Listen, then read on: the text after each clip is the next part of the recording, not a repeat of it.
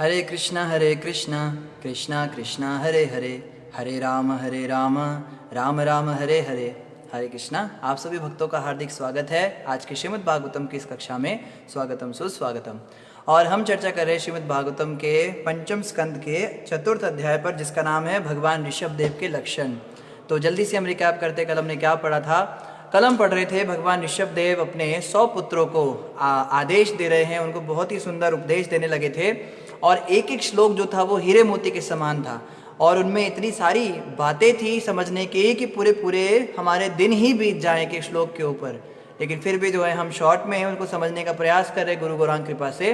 तो आइए आज हम इसी श्रृंखला में पढ़ेंगे श्रीमद् भागवतम पंचम स्कंद चतुर्थ अध्याय, और श्लोक संख्या हम 18 से प्रारंभ करेंगे। तो आगे ऋषभ देव भगवान अपने पुत्रों को कह रहे हैं, कोई भी व्यक्ति आकाश कुसुम जैसी वस्तु को प्राप्त करने की इच्छा नहीं करता, क्योंकि उसे पता रहता है कि ऐसी वस्तुएं विद्यमान नहीं हैं। हमने कल जैसे डिस्कस भी किया था, आकाश के ऊपर कभी पुष्प उगते नहीं हैं। पुष्प जो होते हैं वो पेड़ों पे उगते हैं। तो कोई व्यक्ति सोचे मुझे आकाश पुष्प चाहिए, तो वो तो हो ही नहीं सकता। जब भगवान ऋषभदेव इस भारतवर्ष भूमि में राज्य कर रहे थे, तो सामान्य जनता को भी किसी समय या किसी प्रकार से किसी वस्तु की इच्छा नहीं रह गई थी।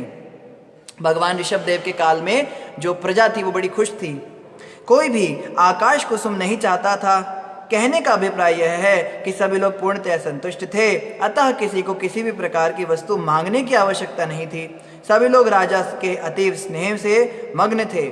चूंकि यह स्नेह निरंतर बढ़ता गया, इसीलिए वे किसी भी वस्तु की याचना करने के इच्छुक नहीं थे। उनको इतना आनंद था भगवान की भक्ति में, भगवान ऋषभदेव के राज में, कि उन्हें कभी भी किसी वस्तु का अभाव ही नहीं हुआ। उन्हें कभी आवश्यकता ही नहीं पड़ी कि उन्हें कुछ मांगना पड़े, क्योंकि वो क्या करते थे, वो हमेशा संतुष्ट रहते थे। कहा गया है ना, गोधन गजधन भूमि धन और रतन धन खान, जब आए संतोष धन सब धन धूरी समान। जिस व्यक्ति को संतोष धन आ जाता है, जिस व्यक्ति को संतुष्टि आ जाती है जीवन में, उसके लिए सारे के सारे धन जो है वो धूल के समान हो जाते हैं। उसको कुछ आकांक्षा ही नहीं रहती है। जैसे भगवान कृष्ण भी गीता में कहते हैं, ब्रह्मभूत प्रसन्नात्मा न शोचिति न कांक्षति। जो ब्रह्मभूत अवस्था में रहते हैं, ऐसे लोग क्या करते हैं, ना तो कुछ इच्छा करते हैं, ना ही कुछ किसी बात पे विषाद करते हैं, हमेशा ब्रह्म के स्तर पे रहते हैं। और आगे यहाँ पे कहा जा रहा है, आध्यात्मिक दृष्टि से उन्नत महापुरुषों की, अच्छा क्षमा कीजिएगा, ये बुक मार्क गलत लग गया था। हम अध्याय 5 के ऊपर थे, जिसका नाम था भगवान ऋषभदेव द्वारा अपने पुत्रों को उपदेश। तो बुक मार्क पीछे ही रह गया, कल हम जल्दी जल्दी में लगाना भूल गए। तो आई थिंक हम यहाँ पर पहुँचे थे। हाँ, हम पहुंचे थे श्रीमद् भागवतम पंचम स्कंद अध्याय 5 और श्लोक संख्या 2। हमने कल डिस्कस किया था कि आध्यात्मिक मार्ग में आगे बढ़ने का एकमात्र रास्ता क्या है, किसी महत पुरुष की सेवा करना, किसी संत महात्मा की, भक्त की सेवा करना। और उस भक्त के अंदर लक्षण क्या प्रकट होने चाहिए, ये भी कल ऋषभ भगवान ने बताया था कि उसको क्रोधी नहीं होना चाहिए, भगवान की भक्ति में लीन होना चाहिए, आदि इत्यादि। इन सब लक्षणों को पहचान कर जब हम किसी सच्चे महात्मा, सच्चे संत को गुरु रूप में स्वीकार करें या नहीं भी करें, उनकी हम सेवा करें, तो उससे जो है हमारी आध्यात्मिक प्रगति बड़ी जल्दी होती है। और आगे यहाँ पे कहा जा रहा है, जो लोग कृष्ण चेतना को पुनर्जीवित करने तथा अपना ईश्वर प्रेम बढ़ाने के इच्छुक हैं, वे ऐसा कुछ नहीं करना चाहते जो कृष्ण से संबंधित ना हो। कल हमने इस पे भी चर्चा की थी कि आवश्यकता से अधिक जो है कमाना नहीं चाहिए पैसा। जीवन निर्वाह के लिए जितना आवश्यक हो, केवल उतना धन हमें संचित करना चाहिए, और जो एक्स्ट्रा पैसा होता है वो हमें लोक कल्याण में और भगवान की भक्ति में, संतों की सेवा में लगा देना चाहिए। फिर आगे यहाँ पे कहा गया, जब मनुष्य इंद्रिय तृप्ति को ही जीवन का लक्ष्य मान बैठता है, तो वह भौतिक रहन सहन के पीछे प्रमत्त होकर सभी प्रकार के पाप कर्मों में प्रवृत्त होता है।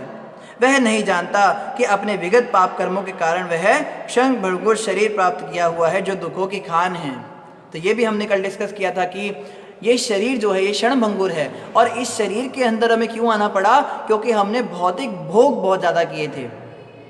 और ये शरीर जो है ये दुखों का कारण है, दुखों की खान है। इस शरीर के कारण हमें नाना प्रकार के दुख सहन करने पड़ते हैं। और अगर आज भी हम काम इच्छाओं की पूर्ति में, अपनी इंद्रियों की पूर्ति में, उसकी तृप्ति में लगे रहते हैं, तो आगे भी हम ऐसे ही शरीर को दोबारा धारण करने की तैयारी कर रहे हैं। तो हमें समझना है इस बात को कि जीवन का उद्देश्य जो है वो श्री कृष्ण प्रेम प्राप्त करने का है, हमें दोबारा से इस शरीर में वापस नहीं आना है।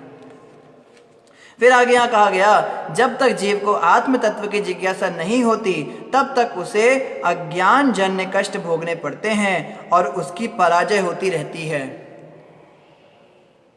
आत्म तत्व की जिज्ञासा मतलब जैसे वेदांत सूत्र के अंदर पहला ही सूत्र आया है, अथा तो ब्रह्म जिज्ञासा। अब तो ब्रह्म की जिज्ञासा करो, हे मानव, तुम्हें 84 लाख योनियों के बाद में मनुष्य जन्म मिला है इतनी मुश्किल से, अब तो ब्रह्म की जिज्ञासा करो, अब तो आत्मा परमात्मा के बारे में सोचो, अब तो कोशिश करो जानने की कि क्यों इस संसार में फंसे हो, कहाँ से आए हो, कहाँ जाना है, भगवान कौन है, तुम कौन हो, भगवान के साथ तुम्हारा संबंध क्या है और कैसे तुम उस संबंध को जागृत कर सकते हो, उनसे प्रेम कैसे कर सकते हो, तुम्हें इन भौतिक कष्टों को क्यों सहन करना पड़ता है और इन कष्टों को सहन करने से कैसे बचा जा सकता है। इस विचार पर, इस टॉपिक पे भी तो सोचो। हम तो दिन भर दुनिया भर के टॉपिक्स पे सोचते हैं, हम 4 तरह के न्यूज़पेपर पढ़ते हैं, हम हमारे घर में दिन भर जो है टीवी के ऊपर वो न्यूज़ चैनल खुले रहते हैं, यहाँ पे आग लग गई, वहाँ पे वो मर गया, उसने जहर खा लिया, वो भाग गई, बस ये सब सुनते रहते हैं दिन भर। तो इस टॉपिक पे तो जानवर भी विचार करते हैं। आप कह सकते हो कि man is a social animal, बाकी जानवर तो सोशल नहीं होते। अरे चींटियों की सोसाइटी देखो कितनी ऑर्गेनाइज्ड होती है, चींटियों के धरती के नीचे घर बनाते हैं अंधेरे में बिल्कुल, और वो लाइट नहीं लेके जाते वहाँ पे, और वहाँ पे वो इतनी ऑर्गेनाइज कॉलोनीज बनाते हैं। मधुमक्खी की सोसाइटी देखिए, हर एक छत्ते के अंदर इतने सारे छेद और बिल्कुल एक जैसे दिखते हैं, पर सारी की सारी मधुमक्खियाँ अपने ही घर के अंदर जाती हैं। तो इन चीज़ों का सोसाइटी का दिमाग तो उनमें भी है। तो अथा तो ब्रह्म जिज्ञासा, अब तुम ब्रह्म की जिज्ञासा करो, इसके लिए तुम्हें मनुष्य जन्म मिला है।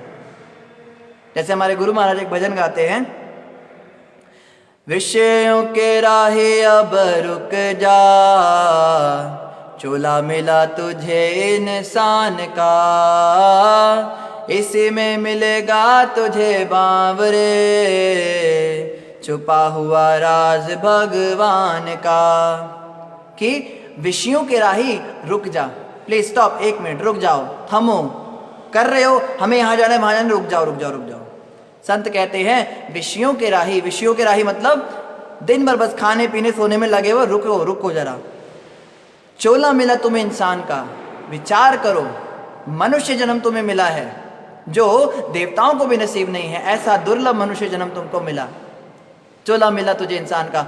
आप कहोगे भाई चोला इंसान का मिल गया, क्या बड़ी बात है, सारे इंसान ही घूम रहे हैं हमारे आगे, देखो कितना इंसान है। कहते नहीं, इसी में मिलेगा तुझे बावरे, छुपा हुआ राज भगवान का। ये मनुष्य चोला ही तो है जिसमें तुझे भगवान के बारे में पता लग पाएगा।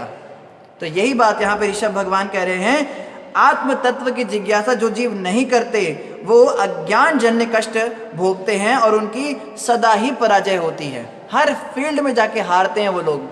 जैसे हमने पहले भी बताया था कि इस चैप्टर के अंदर वो टॉपिक्स बताए जाएंगे जिनके द्वारा हम एक अच्छे मोटिवेशनल व्यक्ति बन सकते हैं, अच्छे पॉजिटिव एनर्जी के साथ जा सकते हैं, पॉजिटिव वाइब्स को हमेशा एम्बाइब कर सकते हैं अपने जीवन के अंदर। तो ऐसा बनने के लिए हमें क्या करना पड़ेगा, हमें भगवान में मानना पड़ेगा। जब तक हम आत्म तत्व के विषय में चिंतन नहीं करेंगे, चर्चा नहीं करेंगे, तब तक हम कैसे कह सकते हैं कि हम हर जगह जीते। जीत तो देखो उसकी होती है जिसके साइड भगवान कृष्ण होते हैं। कृष्ण भगवान ने अपने और अपने नारायणी सेना दोनों में चुनाव करने को बोला, अर्जुन और दुर्योधन को। तो दुर्योधन ने क्या किया, उसने नारायणी सेना मांग ली भगवान की, आप मुझे सेना दे दो। तो अर्जुन ने कहा मैं आपको चाहता हूँ। भगवान कृष्ण ने कहा अर्जुन मैं निहत्था रहूंगा, मैं युद्ध नहीं करूंगा। अर्जुन कहता है बस आप मेरे साथ रहना। अरे कृष्ण जिसके साथ हो वो कभी हार सकता है क्या? जीत उसी की होती है जिसके साथ भगवान होते हैं।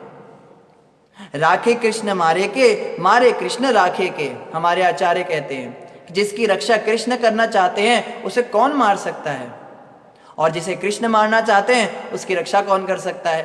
तो यही बात यहाँ पे बताई जा रही है, हर फील्ड में आपकी विजय होगी अगर आप कृष्ण भक्ति को लेकर चलोगे, इस महामंत्र का निरंतर जाप करोगे।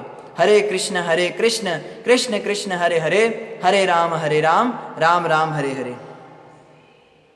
कर्म का फल पाप अथवा पुण्य कुछ भी हो सकता है। यदि मनुष्य किसी कर्म में व्यस्त रहता है तो उसका मन सकाम कर्म में रंगा हुआ कहा जाता है। जब तक मन अशुद्ध रहता है, चेतना अस्पष्ट रहती है, और जब तक मनुष्य सकाम कर्मों में लगा रहता है तब तक उसे देह धारण करनी पड़ती है। हम किस खबर में हैं, किस होश में हैं? हम कहते हैं हम तो बहुत भक्ति करते हैं, हम तो बहुत नाम जपते हैं, हम तो बहुत भजन पूजन बहुत कीर्तन करते हैं, लेकिन हम अपनी भक्ति के बदले में उसको इनकैश करने के लिए भी तो कोशिश करते हैं ना। हम तो भगवान को बोलते हैं, दीन बंधु दीनानाथ मेरी डोरी तेरे हाथ, हे प्रभु मैं आपको पिछले 10 साल से 10 रुपये चढ़ा रहा हूँ या चढ़ा रही हूँ, आप मुझे ज़्यादा नहीं 10 करोड़ का नहीं तो 10 लाख का तो फायदा कर देना। ये हमारी भक्ति है। अरे ठगती कर रहे हैं हम। जब भी भगवान से बदले में कुछ छोटी चीज़ मांग लेते हैं तो वो सकाम भक्ति हो जाती है, और जब तक हम सकाम कर्म करते तब तक हम इस संसार से निकलने नहीं वाले। निष्काम भक्ति, भक्ति निष्काम होनी चाहिए, कुछ भी इच्छा नहीं करनी। ऑफ कोर्स यहाँ पे कुछ भी का मतलब ये नहीं कि भक्ति भी नहीं मांगनी, भगवान को मांगना है, हे प्रभु आप प्रसन्न रहिए, हमें भक्ति का दान दीजिए, हम आपके धाम वापस आ सके, हम इस संसार में ना फंसे। बहुत एक वस्तुएं नहीं मांगनी चाहिए। खान पान का वैभव सब तुमसे आता, जय लक्ष्मी माता। मेरे खान पान का वैभव देते रहिएगा। जैसे क्रिश्चियनिटी के अंदर एक प्रेयर है, O God please give us our daily bread, आप हमें रोज की रोटी देते रहना। इसी तरह से तो ये सकाम पूजाएं हैं जिसमें भगवान से कुछ मांगते हैं, लेकिन यहाँ पे बताया गया जब तक हम सकाम भक्ति करेंगे तब तक हम इस संसार में फंसे रहेंगे, हमें मुक्ति नहीं मिलने वाली। निष्काम भक्ति करने से ही हमें मुक्ति मिलेगी। और आगे यहाँ कहा जा रहा है, जब जीवात्मा तमोगुण से आच्छादित रहता है तो वह ना तो आत्मा को और ना परम आत्मा को समझता है, और उसका मन सकाम कर्म के वशीभूत रहता है। तमोगुण के अंदर जो व्यक्ति रहता है उसके साथ क्या होता है, आत्मा परमात्मा के विषय में वो जानना नहीं चाहता। जैसे औसतन हमारे जो घर के अंदर रिश्तेदार होते हैं, नातेदार होते हैं, या हमारे पड़ोसी होते हैं, या हमारे स्कूल के फ्रेंड्स होते हैं, या कॉलेज के टीचर्स होते हैं, या ऑफिस के कोलीग्स होते हैं, उनको हम कभी कभी कोशिश करते हैं कि भगवान के विषय में कुछ बताएं। अरे भाई तुम भगवान के बारे में जानो, मंदिर आया करो, जप किया करो। तो पता उनका क्या जवाब होता है, किसने देखा, ऐसे ही कुछ भी, किसने देखा स्वर्ग, किसने देखा नर्क, कुछ नहीं होता भाई। भगवान को देखा है तुमने, देखा है? भाई भगवान कुछ नहीं होता यार, बस अपना चैन से रहो, दूसरे को मस्त रहने दो, ना तो किसी को परेशान करो, ना किसी को जो है ना खुद परेशान हो, खाओ पियो ऐश करो। ये हमारे जीवन का फॉर्मूला है, हम किसी को दुखी नहीं करते। और दूसरी तरफ तुम क्या करते हो, तुम घंटियां बजाते हो, वो दिए बत्ती जलाते हो, ये सब करते हो, ये सब ड्रामा हमसे होता नहीं। आत्मा और परमात्मा के विषय में तो रुचि ही नहीं है। उनके साथ थोड़ा बात करने लगो ना भगवान के बारे में, कहेंगे please change the topic, we are not interested, sorry we are not interested. You will become better interested when Yamadutas will haunt you. अंत समय पे जब यमदूत आके तुम्हें डंडे मारेंगे ना, तब तुम इंटरेस्टेड बन जाओगे। पर चलो क्या कह सकते हैं, यहाँ कहा जा रहा है तमोगुणी लोग कभी भी आत्मा और परमात्मा के रिलेटेड बातों में इंटरेस्ट लेंगे ही नहीं। तो भक्त लोग अगर चाहते, जैसे कई भक्त कहते हैं, प्रभु जी हम चाहते हैं हमारी मम्मी भक्त बन जाए, हमारे पापा भक्त बन जाए, हमारे बच्चे भक्त नहीं बनते हैं, हम हमारी अपनी बहन को भक्त बनाना चाहते हैं, ये मेरा बहुत अच्छा फ्रेंड है, बचपन से हम साथ रहे, इसको मैं भक्त बनाने की कोशिश कर रहा हूँ या कर रही हूँ। अरे वो तमोगुण के अंदर हैं तो वो भक्त नहीं बनने वाले। आप कितना भी खून जलाते रहो उनके ऊपर, आप लाखों लाखों ग्रंथ उनको दिखा दो, आप कितने कितने घंटे उनके ऊपर बर्बाद करते रहो, उनको उड़ेलते रहो, कथा सुनाते रहो, दुनिया भर की बात, उनका इंटरेस्ट ही नहीं बनेगा, क्योंकि वो तमोगुणी हैं। ऐसे लोगों पर समय बर्बाद करने से अच्छा है भक्ति करिए, मंदिर में आके सेवा कीजिए ठाकुर जी की। मंदिर के अंदर जो प्रचार कार्य चल रहा है, मंदिर के द्वारा तो भक्त लोग सत्संग कीर्तन करने जाते हैं और उन लोगों के पास जाते हैं जो जानना चाहते हैं भगवान के विषय में। मंदिर से जब भक्तों की टोली जाती है नगर कीर्तन में या हाउस प्रोग्राम में, जो भी कार्यक्रम है उसमें, वो उन लोगों के पास जाते हैं जो जानना चाहते हैं भगवान के विषय में। हम वहां ना जाकर और घर में अपने माता पिता को जबरदस्ती भक्ति देना चाहते हैं कि एक उपजाऊ भूमि के ऊपर बीज ना डालकर हम रेतीले पथरीली भूमि के अंदर बीज आरोपित करके उसमें मेहनत कर रहे हैं, उसमें फल चला रहे हैं, उसमें फावड़े चला रहे हैं। और पता हमें भी है कि यहाँ पे कितनी भी मेहनत कर लो, यहाँ पे कुछ फसल होने नहीं वाली है। और उपजाऊ भूमि के पास हम जाना नहीं चाहते। उपजाऊ भूमि के पास हम जाते क्यों नहीं है? क्योंकि हम सोचते हैं कि हमारे पास समय नहीं है, हमें इन लोगों से फुर्सत ही नहीं। हम अपने घर वालों को भी प्रचार कर रहे हैं, अरे प्रभुपाद जी प्रभुपाद जी कितने बड़े संत हैं। प्रभुपाद जी अपनी पत्नी को समझाते थे कि तुम चाय मत पिया करो, चाय जो अच्छी नहीं होती, चाय में नशा होता है। उनकी पत्नी चाय नहीं छोड़ने को तैयार हो रही थी। तो एक दिन प्रभुपाद जी को गुस्सा आ गया। उनकी पत्नी ने क्या किया था, प्रभुपाद जी ने भगवत गीता की कमेंट्री लिखी थी। तो उनकी पत्नी रानी ने जो है सोचा है तो रद्दी के पेपर है, तो प्रभुपाद जी कहीं बाहर गए हुए थे, उन कागजों को उठाया, रद्दी में बेच के उससे चाय की पत्ती खरीद के और चाय पीने लगी। अब प्रभुपाद जी घर में आके कहते हैं मेरी भगवत गीता की कमेंट्री कहाँ गई? कहते हैं अच्छा गीता की कमेंट्री थी क्या? वो तो मैंने बेच दी, मैंने चाय खरीद ली उसकी। प्रभुपाद ने कहा आज आप मुझे फाइनल बताओ, टी और मी, आप चाय के साथ रहना चाहते हो, मेरे साथ रहना चाहते हो? तो पत्नी ने बोला कुछ नहीं, वो चाय पीने लगी। प्रभुपाद ने कहा ओके समझ गया मैं, टी। तो प्रभुपाद जी भी अपनी पत्नी को भक्त नहीं बना पाए। वृंदावन के अंदर प्रभुपाद जी बैठे थे मंदिर में, उनके बहुत सारे सन्यासी शिष्य उनके साथ बैठे हुए थे, बहुत बड़े बड़े सन्यासी शिष्य। और प्रभुपाद जी स्वयं इतने बड़े गुरु, उनके सुपुत्र जो हैं भागते हुए मंदिर के परिसर में आए, बोले पिताजी माता ने शरीर छोड़ दिया। और जैसे ही उन्होंने कहा माँ ने शरीर छोड़ दिया, प्रभुपाद जी फूट फूट कर रोने लगे, उनकी आंखों से आंसू आ गए। तो सारे सन्यासी एक दूसरे को देख रहे हैं, देखो इतने बड़े संत हैं, इतने बड़े निर्मोही महात्मा हैं, ये अपनी पत्नी की मृत्यु के ऊपर इतना क्यों शोक कर रहे हैं, इतना क्यों रो रहे हैं? तब प्रभुपाद जी बोले मैं उसको भक्त नहीं बना पाया, मुझे इस बात का दुख है, काश वो भक्त बन जाती। तो जब प्रभुपाद जी अपनी पत्नी को भक्त नहीं बना पाए, तो हम किस गाय का गोबर हैं? हम कैसे कहते हैं कि हम अपने परिवार को प्रभु जी हमने भक्त बना के रहेंगे, कुछ भी हो जाए। जिहादी प्रचारक होते हैं, अपना समय जो है नाम जप में ना लगाकर, कथा कीर्तन में ना लगाकर, श्रवण चिंतन में ना लगाकर और सेवा में ना लगाकर मंदिर की, और अब जबरदस्ती जो है उन्हें प्रचार करना चाहते हैं। तमोगुणी लोग जो हैं भक्त नहीं बन सकते। तमोगुणी लोगों को तरीके से उठाकर रजोगुण में लाया जाता है, फिर उठाकर सतोगुण में लाया जाता है, तब उनको प्रचार किया जाता है। और इसका तरीका क्या है? महाप्रसाद खिलाइए उन्हें, महाप्रसाद के सेवन से वो सतोगुण में आएंगे। उन्हें कीर्तन सुनाइए, हरि नाम में उनको लगाइए। बस कुछ नहीं करना, बोलो कीर्तन हो रहा है बैठ जाना, कुछ करना थोड़ा है, बैठ के बस सुनते रहो, वो कीर्तन चलता रहेगा। हरे कृष्णा कृष्णा कृष्णा हरे हरे, हरे राम राम राम हरे हरे। तो कान के ऊपर तो कोई ढक्कन होता नहीं है, सुनना तो पड़ेगा। जब कानों से हरि नाम जाएगा तो सतोगुण में आएंगे, ये इनका रास्ता है, और जबरदस्ती प्रचार करने से होता नहीं। जब जीवात्मा तमोगुण से आच्छादित रहता है तो वह ना तो आत्मा को और ना परमात्मा को समझता है, और उसका मन सकाम कर्म के वशीभूत रहता है। अतः जब तक उसकी मुझ वासुदेव में प्रीति नहीं होती, तब तक उसे देह बंधन को स्वीकार करने से छुटकारा नहीं मिल सकता। ऐसे व्यक्ति को शरीर के परिवर्तन से छुटकारा नहीं मिल सकता। बार बार पुनरपि जननम पुनरपि मरणम पुनरपि जननी जठरे शयनम, बस ये चलता रहेगा। बार बार मरेगा, बार बार माँ के पेट में आएगा, ये सिलसिला चलता रहेगा। कब तक? जब तक भगवान वासुदेव के अंदर उसको प्रीति नहीं होगी। और वासुदेव से प्रीति करने का तरीका क्या है? शुरुआत इस महामंत्र के जाप से, हरे कृष्ण कृष्ण कृष्ण हरे हरे, हरे राम राम राम हरे हरे। और आगे यहाँ पे क्या कहा जा रहा है? भले कोई कितना ही विद्वान तथा चतुर क्यों ना हो, यदि वह यह नहीं समझ पाता कि इंद्र तृप्ति के लिए की जाने वाली चेष्टाएं व्यर्थ ही समय की बर्बादी हैं, तो वह पागल है। ऋषभदेव कह रहे हैं, मैं नहीं कह रहा हूं इस बात को, ऋषभदेव भगवान कह रहे हैं, जो व्यक्ति कितना भी होशियार है, चतुर है, मान लो कोई व्यक्ति आईएएस है, पीसीएस है, फौजी लग गया, लेफ्टिनेंट कमांडर लग गया, प्राइम मिनिस्टर बन गया, चीफ मिनिस्टर बन गया, अगर वो इस बात को नहीं समझ पा रहा है कि इंद्रियों का तर्पण करना अच्छी बात नहीं है, तो वो पागल है। और संसार में क्या होता है, ऐसे लोग हमें पागल कहते हैं। आप पागल हो चुके हो, आपका तो दिमाग हो गया खराब, पता नहीं क्या दिन भर आप हरे कृष्णा जपते रहते हो, जब देखो आप पूजा पाठ में लगे रहते हो, हमेशा जब भी आपको फ़ोन करो आपके पीछे करताल में मंजीरे इन्हीं की आवाज़ें आती रहती हैं। हर संडे को आपको मंदिर जाना है, अरे इतना पूजा पाठ, क्या पागल हो गए हो आप? पूजा पाठ थोड़ा बहुत ये करना होता है, वो भी बुढ़ापे में।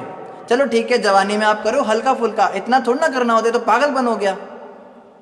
पर ऋषभ भगवान कह रहे हैं, वास्तव में ये लोग पागल हैं। हम तो भगवान की बात सुनेंगे ना, हम इनकी बात क्यों माने? जो भगवान ने कहा, जो शास्त्रों ने कहा, वही तो सच है। तो ये लोग पागल होते हैं, इन लोगों की बातें नहीं सुननी हमें।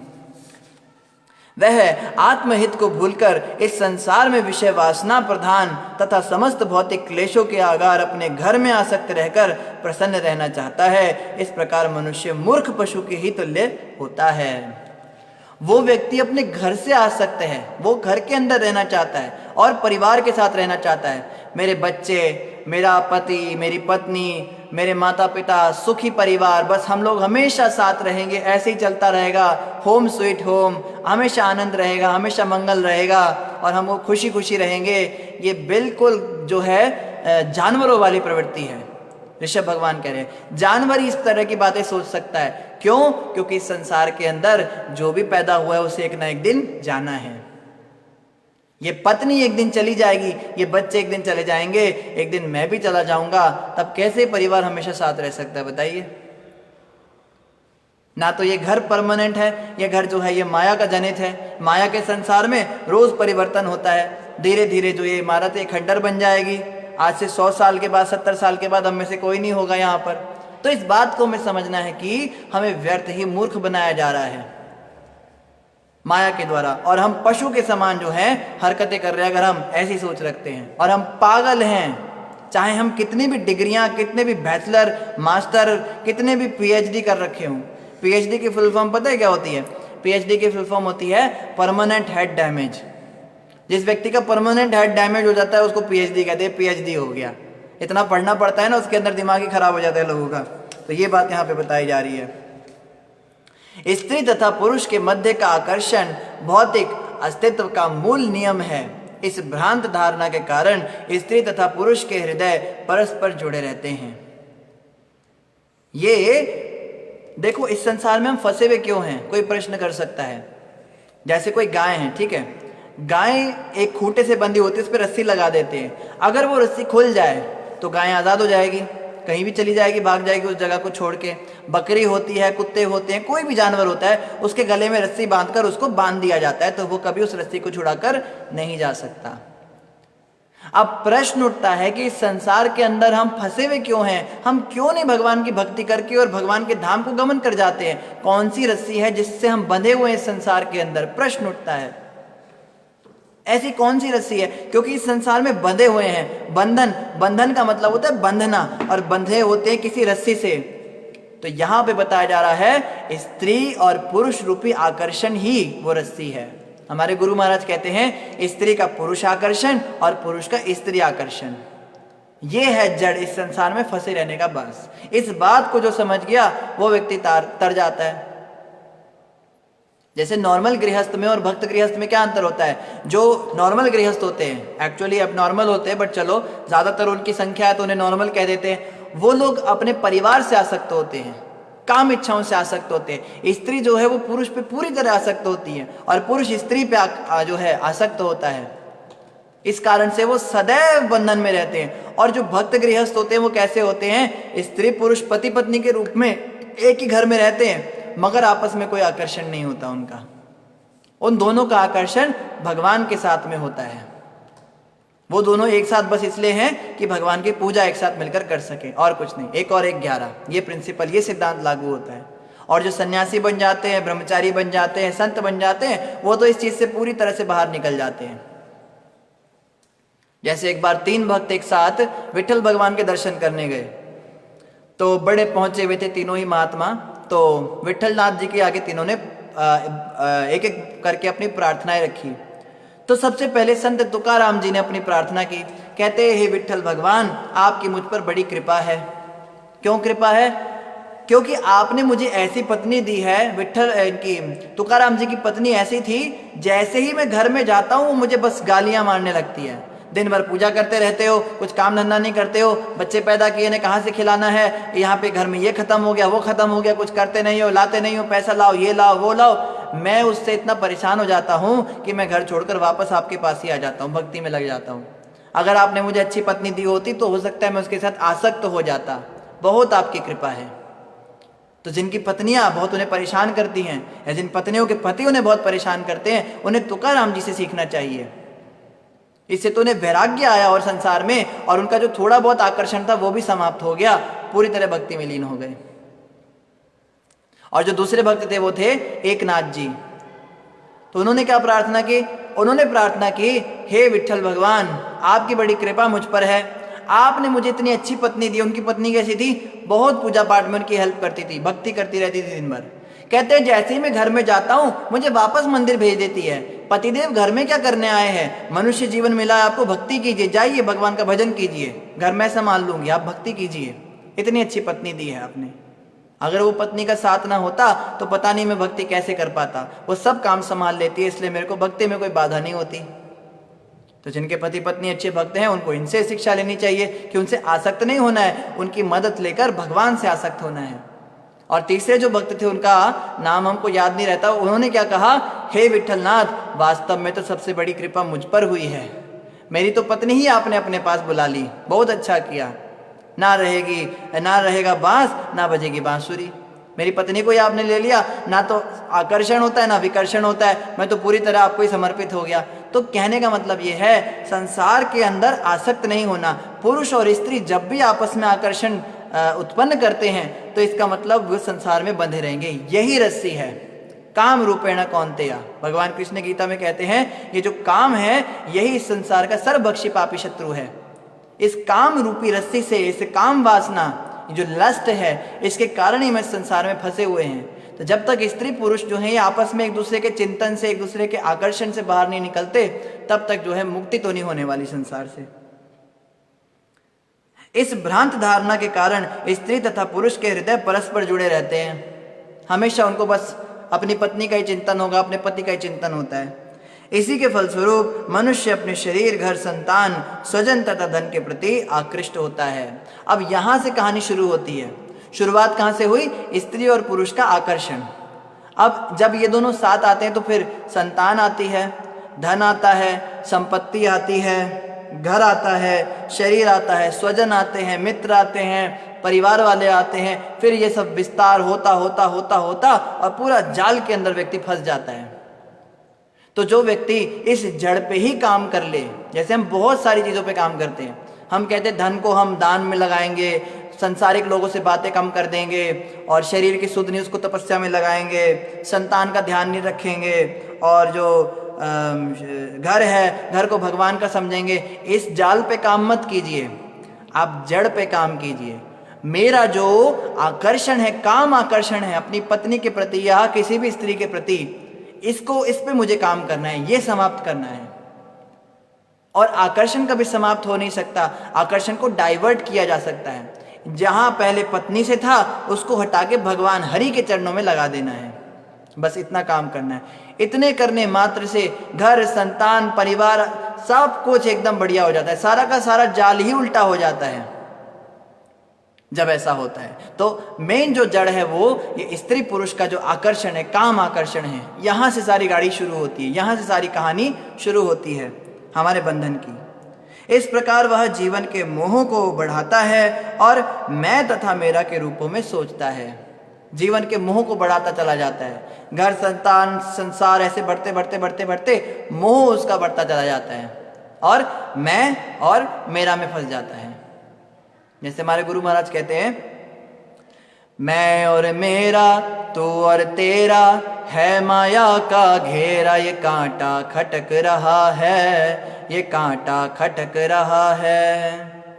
बजले प्राणी रे अज्ञानी, 2 दिन की जिंदगानी, वृथा क्यों भटक रहा है, वृथा क्यों भटक रहा है।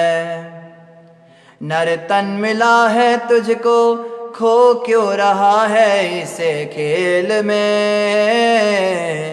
कंचन सिकाया तेरी, उलझी है वेश्यों की रेल में। सुत और दारा वैभव सारा, कुछ भी नहीं है तुम्हारा, यहीं सिर पटक रहा है, यहीं सिर पटक रहा है। मैं और मेरा, तू और तेरा, है माया का घेरा, ये कांटा खटक रहा है, ये कांटा खटक रहा है। तो मैं और मेरा, तू और तेरा, यहां से सब शुरू होता है। गुरु महाराज कहते हैं, ना मैं कुछ हूं, ना मेरा कुछ है, ना तो कुछ है, ना तेरा कुछ है। ये जितने रिश्ते नाते हैं बस मरघट तक ही जाते हैं। फिर हंस अकेला करता कुछ विचारा, दुनिया में कौन तुम्हारा। ये जितना भी साज संपत्ति है ये सब जो है यहीं छोड़ के जाना पड़ता है। इस बात को समझ नहीं पाते हैं ऐसे लोग, और क्या करते हैं, मैं और मेरा में फंसते चले जाते हैं। फिर उसके बाद क्या होता है, जब पूर्व कर्म फलों के कारण भौतिक जीवन में फंसे हुए व्यक्ति के हृदय की मजबूत गांठ ढीली पड़ जाती है तो वह घर, स्त्री तथा संतान के प्रति अपनी आसक्ति से विमुख होने लगता है। धीरे धीरे क्या होता है, जब उसकी स्त्री, पुत्र, धन में जो बहुत प्रबल गांठ है, बहुत आसक्त है, हद से ज्यादा प्रेम करता है उससे, वो जब ढीली पड़ने लगती है तो क्या होने लगता है, धीरे धीरे उसकी जो आसक्ति है वो विमुख होने लगती है परिवार से। इस तरह उसका मोह मैं तथा मेरा टूट जाता है, वह मुक्त हो जाता है और उसे दिव्य लोक की प्राप्ति होती है। तो जड़ पे काम करना है, पत्नी के साथ या पति के साथ या संसार में जो भी रिलेशन है, जिसके साथ भी हमें बहुत ज़्यादा अटैचमेंट है, वो अटैचमेंट पे हमें काम करना है, उसको हमें धीरे धीरे कम करना है, हटाना है उसको दूर। Out of site is out of mind. चेहरे के, अपनी नज़रों के सामने, दृष्टि के आगे जब तक कोई व्यक्ति रहेगा तब तक वो मन से कैसे बाहर निकलेगा। तो बहुत आवश्यक है, कभी कभी परिवार से दूर भी जाना चाहिए, कभी कभी महीने में 1-2 चक्कर वृंदावन के लगाने चाहिए, 2-3 दिन 7 दिन वृंदावन में रहना चाहिए, किसी मंदिर में, इस्कॉन के मंदिर में आप आके रह सकते हो, आश्रम में सेवा कर सकते हो, परिवार से दूर। हम क्या करते हैं, परिवार को ही साथ लेके चलते हैं, वहाँ जाके भी कहते हैं वो टिट्टू की नैपकिन नहीं मिल रही है, पिंटू का दूध खरीदना है, और चिंकी पता नहीं कहाँ गुम हो गई, और टिंकी जो है वो नहाई नहीं है। बस वृंदावन में भी जाके यही सब चलता रहता है। क्या धाम यात्रा करते हैं आप बताइए? परिवार के साथ धाम में जाकर क्या करते हैं? वहाँ जाके भी यही करते हैं जो यहाँ कर रहे हैं, बस परिवार के मैनेजमेंट में ही दिमाग घूमता रहता है। तो बेस्ट ये है, अकेले जाना चाहिए, भक्तों की टोली में जाना चाहिए, संतों के साथ जाना चाहिए। बड़े बड़े महान भक्त संत जो हैं, जब वो वृंदावन जाते हैं, धाम यात्रा करते हैं, मंदिर में रहते हैं, आश्रमों में जाते हैं, उनके साथ जाना चाहिए। वो भगवान की लीलाओं के विषय में बताते हैं। और परिवार से हम दूर होते हैं तो हमारा जो मन है वो भगवान में लगना शुरू होता है, हमारी गांठें ढीली होती हैं धीरे धीरे। इसको कहते हैं वानप्रस्थ आश्रम। पत्नी, चलो जरूरी है पत्नी के साथ रहना, क्योंकि पत्नी के बिना एकदम से नहीं हो पाता, बट बाकी परिवार का कोई व्यक्ति होना नहीं चाहिए।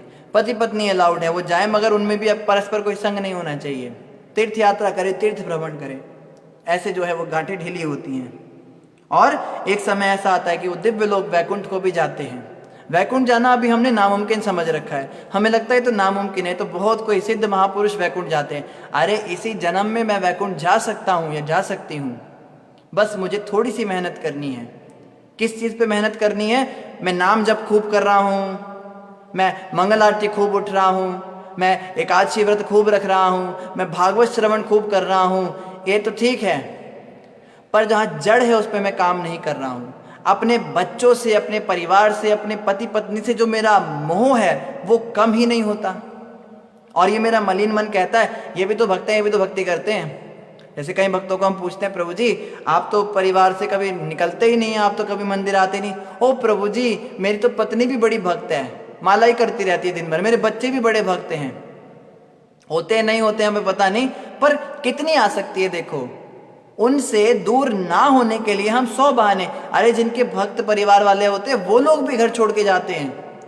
कपिल भगवान के पिता जो थे कर्दम मुनि, कर्दम मुनि के पुत्र के रूप में कपिल भगवान आए, तो भी कर्दम मुनि जंगल को गए। क्यों गए भाई?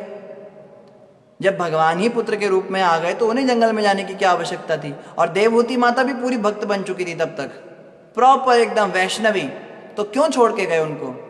आप जो कह रहे हैं मेरी पत्नी भक्त है, मेरे बच्चे भक्त हैं, इसलिए मैं उनको छोड़ के नहीं जाता, ये नहीं चलेगा। कभी कभी दूर जाना चाहिए, देखना चाहिए, चेक करना चाहिए खुद को, मुझे कितनी याद आती है घर की जब मैं अलग रहता हूँ, और जितनी ज़्यादा मुझे घर की याद आती है अंत समय पे मुझे उन्हीं का चिंतन होने वाला है। बस ये ध्यान रखिए, हरि सिमरन नहीं होगा, हरि सिमरन नहीं होगा, इन्हीं का चिंतन होगा। अकेले रहकर हमें जिस व्यक्ति का चिंतन होता है वही हमें अंत समय पे होने वाला है, सीधी सी बात। आप रगड़ते रहिए, माला घुमाते रहिए। तो यहाँ पे हमें काम करना बहुत आवश्यक है।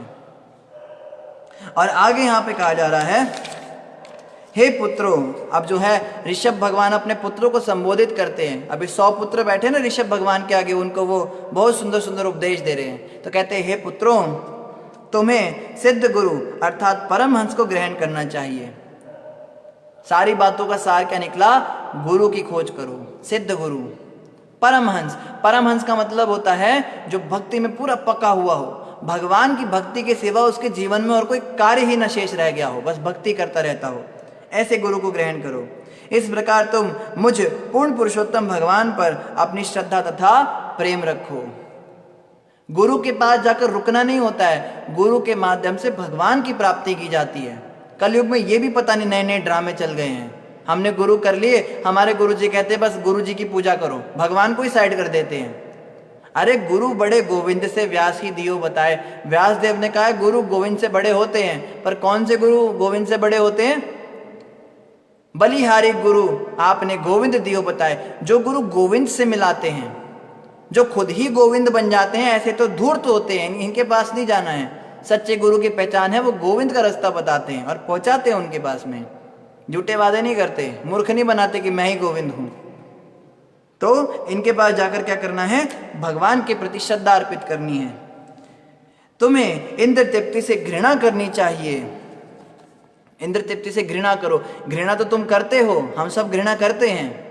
हम किससे घृणा करते हैं? हम संसारिक मनुष्यों से घृणा करते हैं, हम परिवार के लोगों से, भक्तों से, या किसी से भी घृणा करते हैं, किसी व्यक्ति विशेष से घृणा करते हैं। कहते हैं छी छी, ये तो बड़ा गंदा व्यक्ति, तो बड़ी गंदी औरत है, ये तो बड़े बदतमीज लोग हैं, ऐसे से बोलते हैं ना।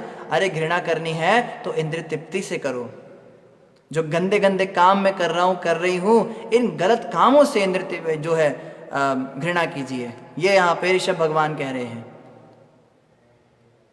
तथा ग्रीष्म एवं शीत ऋतु के समान आनंद तथा पीड़ा की द्वैतता को सहना चाहिए। गर्मी के बाद सर्दी आती है, सर्दी के बाद गर्मी आती है, फिर गर्मी के बाद सर्दी आती है, फिर सर्दी के बाद गर्मी आती है। इसी प्रकार सुख के बाद दुख आता है, दुख के बाद सुख आता है, सुख के बाद फिर दुख आता है, फिर दुख के बाद सुख आता है। ये चलता रहता है, ऑनगोइंग प्रोसेस है। सुख तो हमें बड़ा अच्छा लगता है, आहा सुख आ गया, लेकिन जब दुख आता है तो हम दुखी हो जाते हैं। अरे सुख के बाद तो दुख आएगा ही आएगा, लेकिन हमें यह समझना है कि दुख के बाद सुख फिर से आ जाएगा। इसके लिए अलग से मेहनत नहीं करनी। थोड़ा सा भी हमारे जीवन में दुख आता है तो हम हाय हाय हाहाकार मचा देते हैं पूरी सृष्टि में, कोई तो मुझे सुखी कर दो। अरे दुख के बाद सुख आएगा, जैसे गर्मी के बाद सर्दी और सर्दी के बाद गर्मी आती है। सहन करना सीखना है। ऋषभ भगवान ने ये नहीं कहा कि हाथ दिखाओ पंडित जी को और उपाय करके और सुखी होने की कोशिश करो। सहना सीखो। गर्मी सर्दी भी तो सहते हैं ना।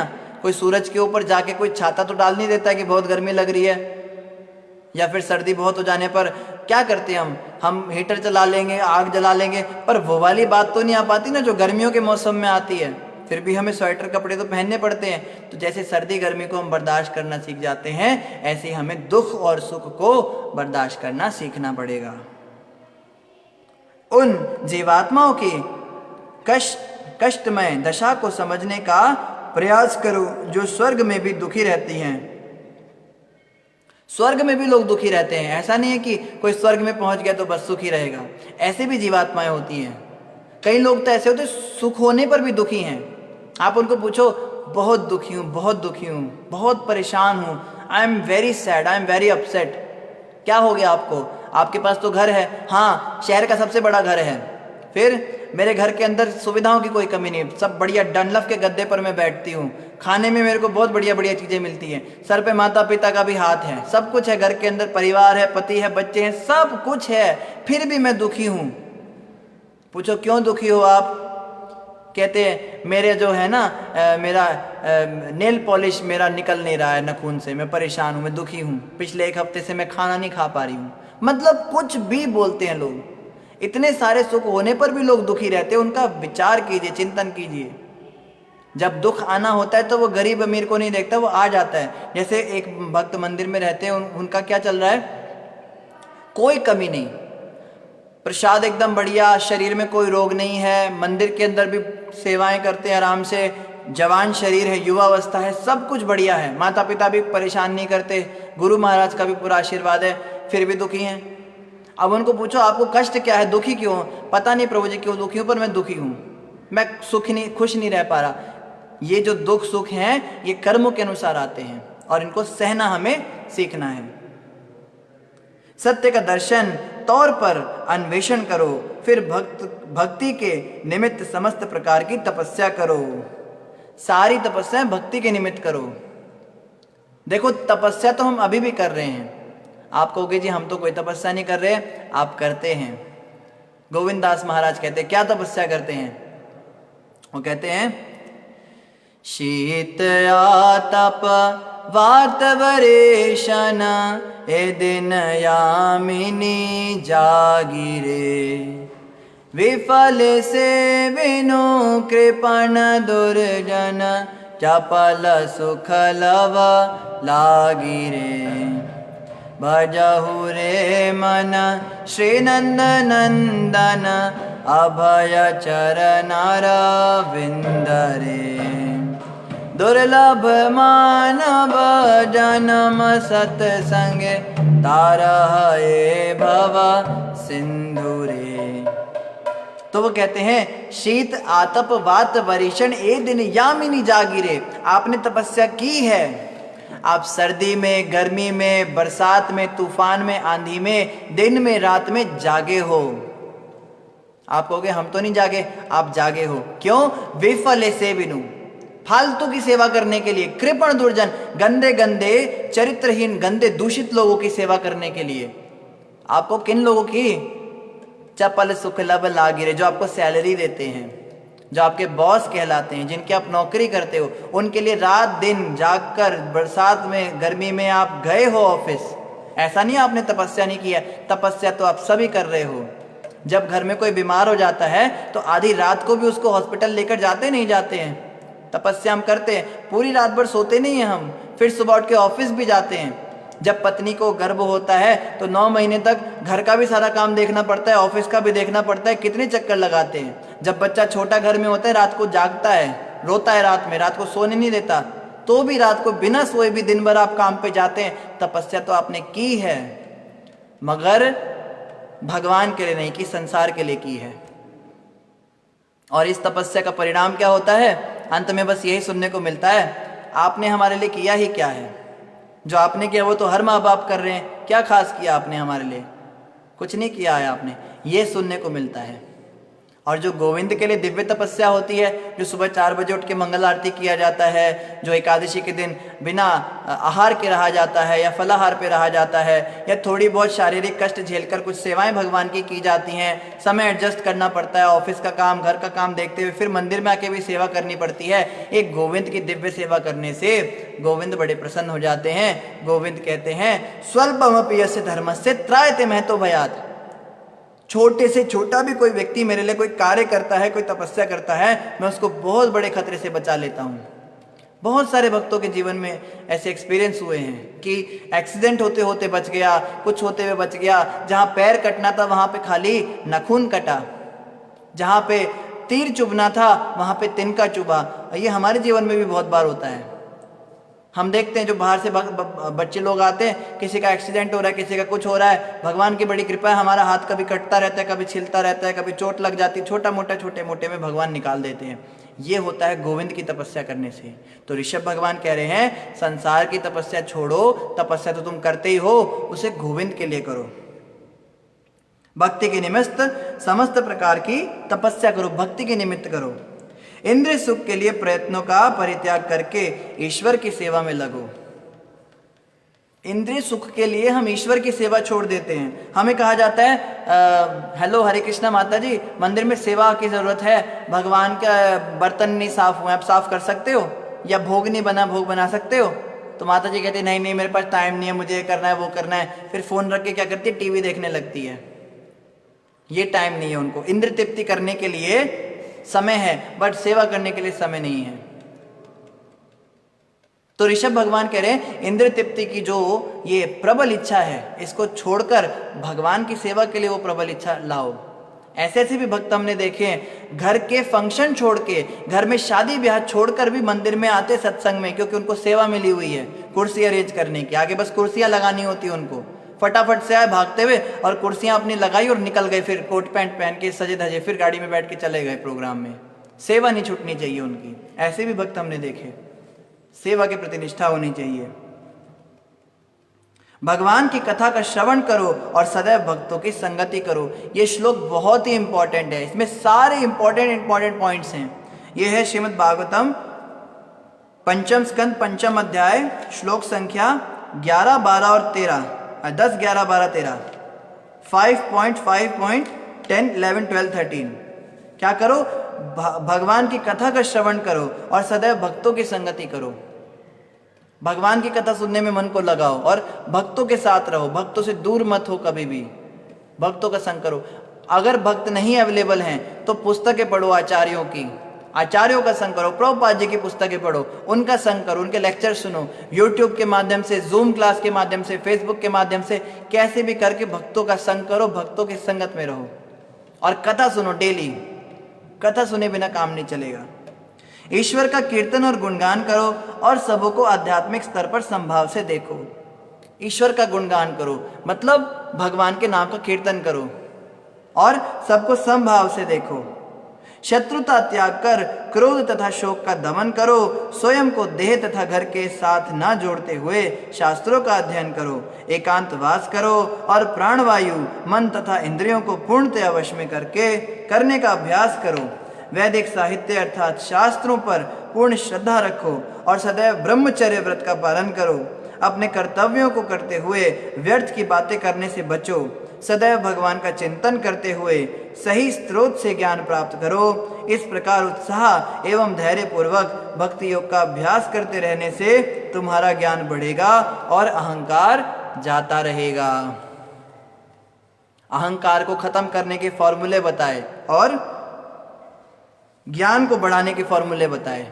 तो इस पे हम कल थोड़ा और डिटेल में चर्चा करेंगे। आज समय लगभग पूरा हो चुका है, तो कल हम यहीं से प्रारंभ करेंगे। इस श्लोक को और डिटेल में समझेंगे कि पॉइंट्स को कैसे कैसे हम जीवन में लागू कर सकते हैं। तो इन्हीं शब्दों के साथ आप सभी का धन्यवाद। किसी भक्त का कोई प्रश्न हो तो आप कमेंट पर पूछ सकते हैं। जिन भी भक्तों ने हरे कृष्णा और दंडवत लिखा है, आपको भी हमारी ओर से हरे कृष्णा दंडवत प्रणाम। और जिन भक्तों ने पूरा महामंत्र लिखा है, उन भक्तों का भी विशेष धन्यवाद। ठीक है, आज कोई प्रश्न नहीं है, तो इन्हीं शब्दों के साथ सबका धन्यवाद। तो जल्दी से हम जय राधा माधव गा देते हैं, क्योंकि हम शुरुआत में नहीं गा पाते। जय राधा माधवा कुंज बिहारी, गोपी जन वल्लभा गिरिवरधारी, यशोदानंदन ब्रज जन रंजन, यमुना तेरा वनचारी। जय राधा माधवा कुंज बिहारी। हरे कृष्णा कृष्णा कृष्णा हरे हरे, हरे राम राम राम हरे हरे। जय जय प्रभुपाद गुरुदेव। बोलिए जगत गुरु श्रील प्रभुपाद की जय, श्री गुरु महाराज की जय, गौर भक्त वृंद की जय, ग्रंथराज श्रीमद् भागवतम महापुराण की जय। हरे कृष्णा, सभी का धन्यवाद।